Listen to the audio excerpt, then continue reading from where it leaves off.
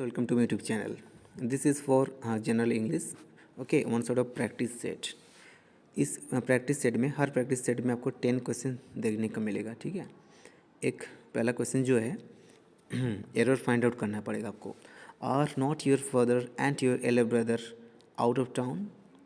तो यहाँ पे देखो दो बार आपका सेम प्रोनाउन, ठीक है, same possessive pronoun your is used. तो आपको एक बार यूज़ करना पड़ेगा पहला वाला. ठीक है, योर फादर. सेकंड में जो योर ब्रदर है तो योर इसको रिमूव करना पड़ेगा. तो यही मिस्टेक है. सेकंड टाइम में जो योर एल्डर ब्रदर है यही तुम्हारा मिस्टेक है. तो यहाँ इसका राइट आंसर होगा are not your father and elder brother. So यहाँ पे योर हटाओ, आउट ऑफ टाउन हो गया. सेकंड क्वेश्चन देखो, our office building comprises 7 floors and a restaurant at the top in an area of about 800 square metres. तो यहाँ पे जो मिस्टेक है जैसे कि कंप्राइजेस, तो कंप्राइजेस के बाद ऑफ यूज होता है. ठीक है, जिसको हम एप्रोप्रिएट प्रेपोजिशन कहते हैं. कंप्राइज ऑफ या कंसिस्ट्स ऑफ, ठीक है, या मेड ऑफ. तो उसी हिसाब से कंप्राइज या कंप्राइजेस के बाद ऑफ प्रेपोजिशन यूज होना चाहिए था, जो यहाँ पे मिसिंग है. तो मिस्टेक तुम्हारा यहीं पे होगा पहला वाला में. तो कंप्राइजेस ऑफ आना चाहिए. ठीक है. नेक्स्ट क्वेश्चन देखो. नेक्स्ट क्वेश्चन आपको सिलेक्ट करेक्ट वर्ड सिलेक्ट करना पड़ेगा. My sister unlike my brothers dash to have a career in engineering. देखो यहाँ पे तुम्हारा सब्जेक्ट क्या है, तुम्हारा सब्जेक्ट है माई सिस्टर. ठीक है, ऐसा मत सोचो कि माई ब्रदर्स प्लूरल है यही सब्जेक्ट. नहीं, इसमें जो पहला वाला जो है वही आपका फर्स्ट सब्जेक्ट है. मतलब फर्स्ट वाला जो सब्जेक्ट है उसी हिसाब से आपको वर्ब को सिलेक्ट करना पड़ेगा. देखो पहला वाला है आपको माई सिस्टर. माई सिस्टर बोले तो third person singular number. Third person singular number है तो वर्ब के साथ एस व ई एस ऐड होगा. तो ये चार ऑप्शन में देखो कौन सी एक ऑप्शन है जहाँ पे वर्ब के साथ एस या ई एस ऐड हुआ है. देखो वांट में नहीं है, एस्पेयर में नहीं है, विश में नहीं है. तो वांट्स एक ही ऑप्शन है जहाँ पे एस लगा हुआ है, तो वांट्स होगा. ठीक है, और तुम्हारा सब्जेक्ट क्या है my sister. My brother subject नहीं है. ठीक है, क्योंकि आप एम्फसाइज दे रहे हो माई सिस्टर के ऊपर. तो my sister wants my sister unlike my brothers wants to have a career in engineering. समझो कैसे आंसर हो रहा है. ठीक है. फोर्थ क्वेश्चन है. फोर्थ क्वेश्चन आपको हैगर्ड जो आपका वर्ड है इसका सिमिलर मीनिंग या सिनोनिम लिखना पड़ेगा. ठीक है, तो इसका सिनोनिम है पहला ऑप्शन नंबर 1 एमासिएट. एमासिएट मतलब होता है thin faced and tired looking. मतलब you are looking very much tired exhausted, तो उसको कहते हैं हैगर्ड या एमासिएट हो गया. नेक्स्ट है आपका कमिसरेट. कमिसरेट इसकी एंटोनिम लिखना पड़ेगा. कमिसरेट एंटोनिम है इंडिफरेंट सॉरी. एंड कमिसरेट इसका सिनोनिम क्या है, इसका सिनोनिम है शोइंग सिंपैथी. तो सिंपैथी इसका अपोजिट होगा indifferent. Okay, callousness indifferent. Next है क्वेश्चन नंबर 6. क्वेश्चन नंबर 6 में क्या है, यहाँ पे एक इडियम है. ठीक है, ये जो इडियम है हब्सन चॉइस इसका मीनिंग, इस इडियम का मीनिंग आपको ढूंढना पड़ेगा. हब्सन चॉइस बोले तो no real choice at all. मतलब आपका कोई रियल चॉइस नहीं है, अब इधर उधर ढूंढ रहा हो, ये चॉइस ये कभी ये चॉइस कभी वो चॉइस सिलेक्ट कर रहा हो, तो इसको कहते हैं हब्सन चॉइस. ठीक है, no real choice at all. Next है she is not used to sleep for so long. तो यहाँ पे आपको टू स्लीप जो है उसका राइट फॉर्म यूज करना पड़ेगा.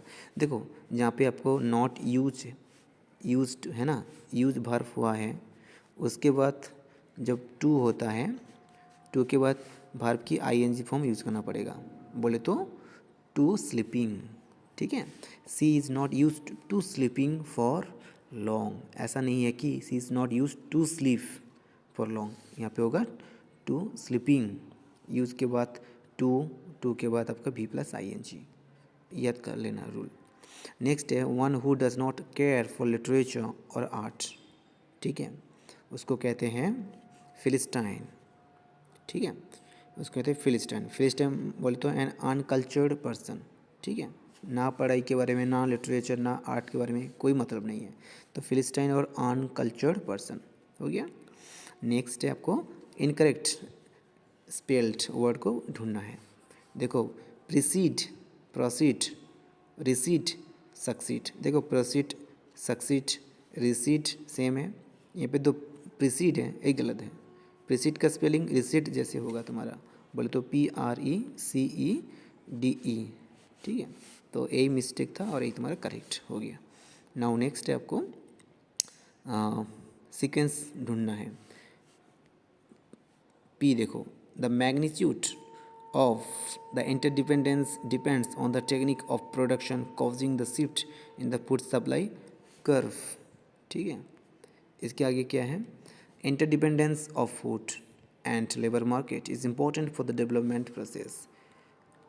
Similarly, an upward shift in the food supply curve shifts of the food demand curve. An upward shift in the food supply curve would simultaneously result in an upward shift in the labor demand curve. तो यहाँ पे तुम्हारा बात हो रहा है interdependence के बारे में। तो पहले आएगा तुम्हारा Q, बोले तो इंटरडिपेंडेंस ऑफ फूड। नेक्स्ट आएगा S, an upward shift, okay. And next होगा P एंड लास्ट में होगा तुम्हारा R बोले तो सिमिलरली एन अपवर्ड शिफ्ट। तो राइट आंसर हो जाएगा QSPR, ऑप्शन नंबर ए। तो ये था तुम्हारा सेट नंबर 2। अभी सेट नंबर 3, ठीक है, एक साथ दोनों सेट हम करेंगे। पिछले वीडियो में हम already set number 1 practice set 1 discuss कर चुके हैं।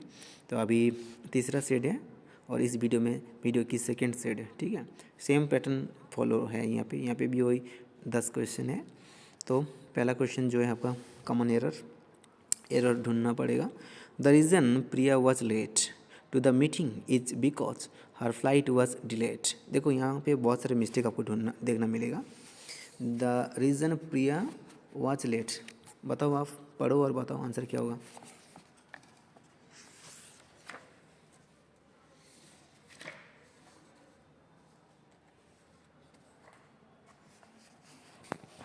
देखो इसकी जो आंसर होगा, the reason why Priya was late. तो यहाँ पे the reason why Priya was late, why यहाँ पे मिसिंग है, तो आपको ओ ऐड करना पड़ेगा। The reason why Priya was late for the meeting, to the नहीं, फॉर द मीटिंग। तो यही दो मिस्टेक है आपको। The reason why Priya was late for the meeting is because her flight was delayed, तो हो गया। सेकेंड में देखो, his father dads him off in a construction business. तो आपको सही वर्ड सेलेक्ट करना पड़ेगा। His father set off. देखो सेट अप जो है ना, एक फ्रेजल वर्ब होता है, जैसे ग्रुप वर्ब भी कहता है। सेट अप मतलब एस्टेब्लिश्ड, ठीक है। तो his father set of, set सही रहेगा, सेट ऑफ और फिक्स्ड और पुट कह सकते हो, him in a construction business. Next है, in the following questions, out of the 4 alternatives, select the similar in meaning to the word given. देखो boast word है, उसका सिनोनिम क्या है? बोस्ट मतलब हमेशा प्राइड होता है। You are taking pride of something, boast, okay, pride होगा। एंड रिफल्जेंट के ऑपोजिट क्या है? रिफल्जेंट मतलब क्या होता है ना कि शाइनिंग ब्राइटली, जो चीज़ बहुत चमकती है, शाइनिंग करती है, उसको रिफल्जेंट कहते हैं। इसके ऑपोजिट होगा डार्क, ठीक है। नेक्स्ट है क्वेश्चन नंबर 5। क्वेश्चन नंबर 5 में क्या है? यहाँ पे क्वेश्चन एक्चुअली मिसिंग है, या मैं क्वेश्चन लिख दे रहा हूँ। क्वेश्चन है तुम्हारा, एक फ्रेज है हारक्यूलियन टास्क, ठीक है। हारक्यूलियन टास्क इसका मतलब क्या है, इसका मीनिंग क्या है? हारक्यूलियन टास्क का मीनिंग है तुम्हारा इम्पॉर्टेंट टास्क नहीं, मोटिवेटिंग नहीं, ऑप्शनल टू डू नहीं, जो होगा वेरी डिफिकल्ट टास्क। हारक्यूलियन टास्क मतलब वेरी, इसका पीछे एक बिब्लिकल स्टोरी है, आप इंटरनेट में सर्च करोगे, बहुत अच्छी सी स्टोरी है। हारक्यूलियन टास्क एक वेरी डिफिकल्ट टास्क, ठीक है। हारक्यूलस जो हीरो थे, ग्रेट हीरो, ग्रीक हीरो, उसे एक टास्क दिया गया था कि जो पहाड़ है मतलब हिल है, ठीक है, इसके ऊपर की ओर आपको एक बड़ा स्टोन, उसको ऊपर की ओर ठेलना पड़ेगा, धकेलना पड़ेगा। तो बहुत कठिन काम, हर टाइम फिर बैकवर्ड आ जाते थे। तो इसको कहते हैं हारक्यूलियन टास्क या वेरी डिफिकल्ट टास्क, ठीक है। नेक्स्ट क्वेश्चन आ जाओ। नेक्स्ट क्वेश्चन है आपका question number 6। Neha would be looked beautiful in Indian attire. यहाँ पे होगा Neha would look beautiful in Indian attire. अच्छा, अटायर मतलब क्या होता है? ड्रेस होता है, ठीक है। नेक्स्ट देखो, एक फ्रेज है, एन एसोसिएट इन क्राइम, मतलब आपको क्राइम कर रहा हो, जो आपको मदद कर रहा है, मदद करने वाला, उसको कहते हैं एकम्प्लिस, ठीक है। एकम्प्लिस, ये जो एकम्प्लिस वर्ड है ना, ये क्लास 7 की शायद 7 की एक इंग्लिश बुक है, इंग्लिश चैप्टर है, डिटेक्टिव करके ऐसा कुछ है, वहाँ पे एक एकम्प्लिस है। तो एकम्प्लिस मतलब an associate in crime. Next है, इनकरेक्टली जो स्पेल्ड है वो को, उस वर्ड को सिलेक्ट करना पड़ेगा। एक्सटेसी, एक्सटेसी मतलब सबसे हैप्पी मोमेंट, ठीक है। Ecstasy, great happiness. Proficient, sacrifice, temporary, temporary मतलब आपको पता है, फ्रेजाइल, ओके। एंड सेक्रीफाइस पता है, एक्सटेसी बोल दिया हूँ। प्रोफिशिएंट, देखो प्रोफिशिएंट स्पेलिंग यहाँ पे गलत है। प्रोफिशिएंट स्पेलिंग क्या होगा सही? आपको PROFI आना चाहिए, CINT, तो यहाँ पे FI होगा, PROFI CIENT, proficient. Question number 9 में क्या है? आपको सीक्वेंस ढूंढना पड़ेगा, ठीक है। सीक्वेंस क्या है? देखो आप बताओ आंसर क्या होगा। सीक्वेंस जो होगा आपका R3SP। बोले तो water plays of versatile role in functioning of biosphere, okay. Then है, तो water cycle has two distinct branches, the atmospheric branch and terrestrial branch, हो गया। नेक्स्ट है आपका, in atmospheric water exists mainly in gaseous form, on the land liquid forms and solid forms, हो गया। Pattern आपको मिल गए। नेक्स्ट है आपको वॉइस चेंज है, जो क्वेश्चन नंबर 10 है, और यही आपका लास्ट क्वेश्चन है इस सेट की, और इस वीडियो का भी लास्ट क्वेश्चन है। आपको इंटरेस्टिंग लगा तो आप कमेंट कीजिए, और इस यूट्यूब चैनल को सब्सक्राइब कीजिए, ताकि हम बाकी प्रैक्टिस सेट आगे कंटिन्यू करें। Set number 4th 5th 6th 10 ऐसे कंटिन्यू हम वीडियो अपलोड करते रहेंगे। आप लोगों को इस वीडियो इंटरेस्टिंग लगा तो ठीक है। जनरल इंग्लिश हर एग्ज़ाम में KVS नवोदय, ये हमारे इस जो भी टीचिंग फील्ड में है, जिस पोस्ट में हुआ, TGT PGT PRT hostel warden principal, जो भी, जनरल इंग्लिश तो 10-20 मार्क की आती है हमेशा, 10 मार्क्स की, तो उसी का प्रैक्टिस इस यूट्यूब चैनल से आपको मिल जाएगा। तो एक क्वेश्चन है, Sunita has written a story which fascinates everyone. दो यहाँ पे बात हो रहा है, आपको वॉइस चेंज करना पड़ेगा, जैसे कि एक्टिव वॉइस, पैसिव वॉइस, आपको पैसिव वॉइस में चेंज करना पड़ेगा। पहले आपको ढूंढना पड़ेगा सब्जेक्ट क्या है। Subject Sunita, has written verb है, ऑब्जेक्ट क्या है? अ स्टोरी, और बाकी तो आपका रिमेनिंग पार्ट है। तो आपका स्टोरी जो आ स्टोरी जो है, आपको ऑब्जेक्ट को पहले लिखना पड़ेगा, तो आ स्टोरी हो जाएगा, ठीक है। आ स्टोरी, यहाँ पे वर्ब क्या है? हैज़ होगा तो हैज़ लिखो, और हैज़ होगा तो बीन आ जाएगा। स्टोरी हैज़ बीन, वर्ब की थर्ड फॉर्म रिटन हो जाएगा। Story has been written by, subject क्या है?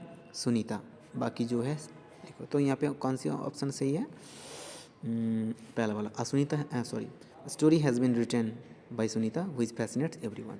So thank you dear friends, and stay connected with this YouTube channel. If you have not subscribed, then do subscribe it, and also comment for the next questions set. Okay, thank you.